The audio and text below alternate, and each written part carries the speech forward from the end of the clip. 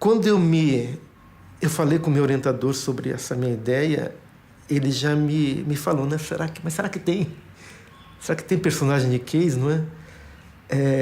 E o meu desafio era encontrar esses personagens. Eu conhecia um ou outro, mas pensei que encontraria mais. Eu acho muito importante a questão da representatividade asiática, porque a gente vive num país que tem uma porcentagem razoável, bem grande, né, de descendentes de asiáticos, japoneses, chineses, coreanos, e a gente não vê isso na tela, né, a gente não vê isso nos livros. Eu fiz o percurso, então, cronológico.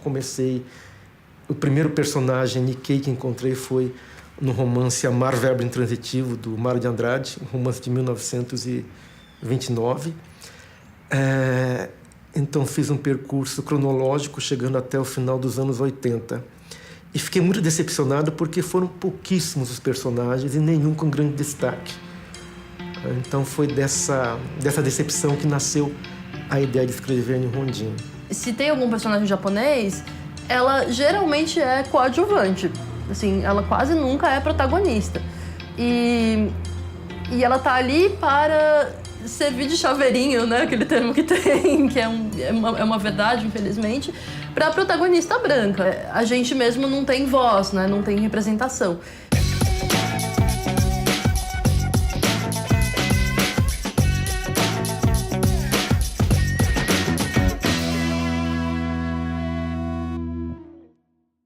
Bom, eu nasci no sítio, né, na zona rural. Os meus vizinhos eram meus tios e meus primos.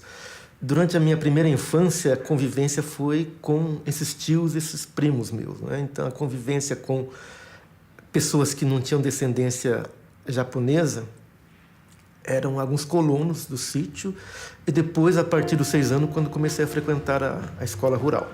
Eu falava muito em japonês naquela época, né? Na verdade, um japonês misturado com português. As minhas memórias todas de ir pro sítio envolviam eu vou almoçar uma coisa muito boa, assim. E eu lembro da mesa, de uma mesa grande, comprida, com muitas coisinhas, né? E essas coisinhas todas eram muito... por exemplo, sabe bardana, gobô?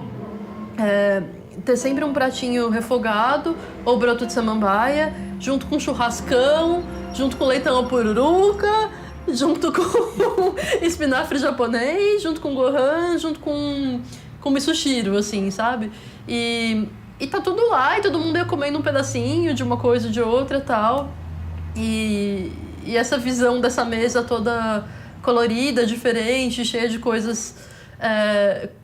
ali convivendo juntas, acho que é o que eu quero pra mim, assim, na minha vida. Acho que essa palavra nipo brasileiro define bem o que é essa identidade.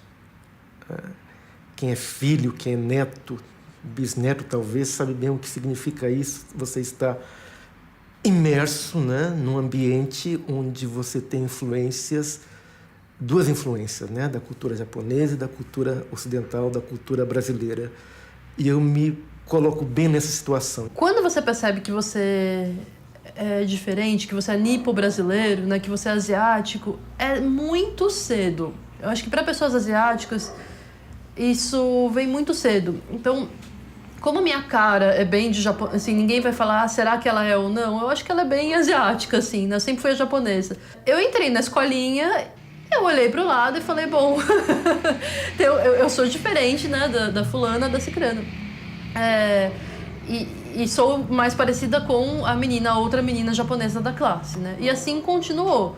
Eu entendia que eu era diferente e não queria ser diferente, porque acho que é um momento muito sensível mesmo.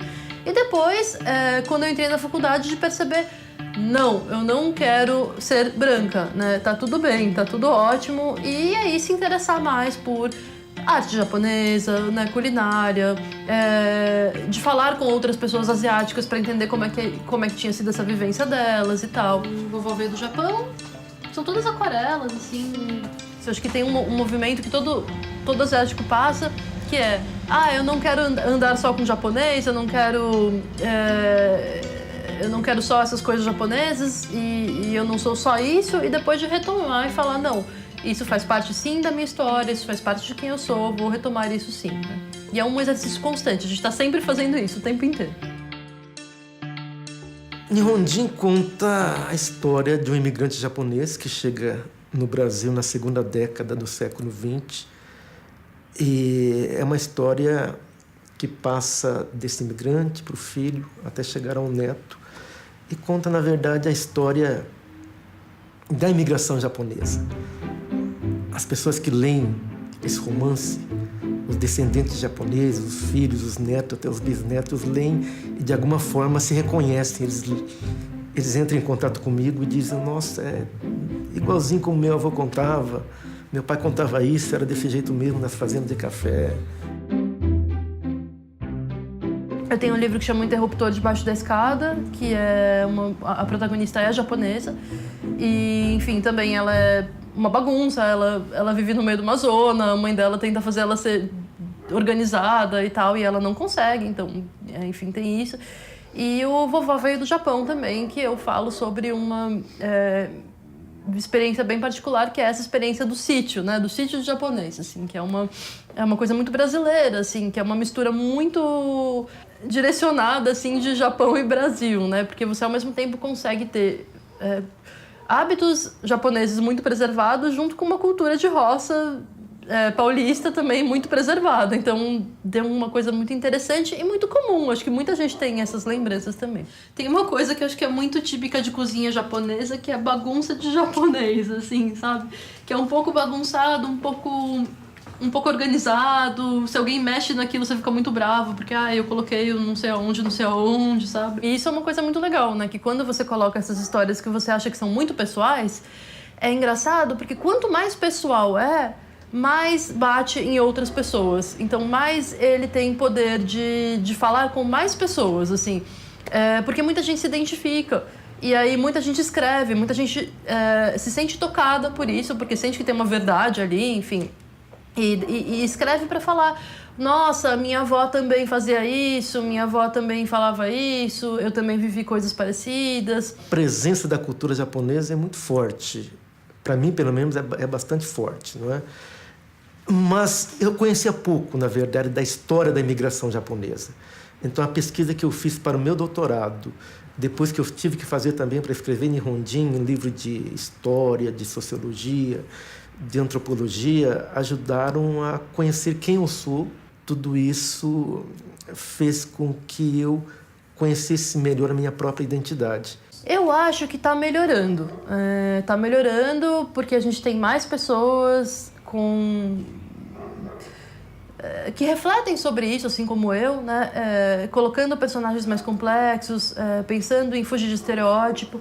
Mas também tem um longo caminho aí para ser percorrido, né? O meu foco é tentar tornar essa representação da vivência asiática ao mesmo tempo muito plural, como ela é, né? Então colocar vivências asiáticas diversas, até porque a gente fala muito de Japão, mas tem as vivências coreanas, tem as vivências chinesas, né? Então cadê essas vozes também? Então, plural, mas também específicas em cada situação, assim, acho que é isso. Eu acho que a imagem do nipo brasileiro começou a ficar mais real, mais fiel realmente a essa identidade quando escritores nipo brasileiros começaram a escrever. Eu penso, por exemplo, no romance da Laura Honda Hasegawa, chamado Sonhos Bloqueados, em que você consegue, quando um nipo brasileiro lê aquele livro, ele consegue se reconhecer naqueles personagens. De uns tempos pra cá eu tenho ficado que nem muitas pessoas, assim, mais ativista mesmo, né? Eu digo isso com muito orgulho, assim, acho que... E depois de ter filha também, né? Uma coisa que você fica mais responsável, você pensa mais que tipo de conteúdo eu quero produzir e o que é que esse conteúdo vai fazer.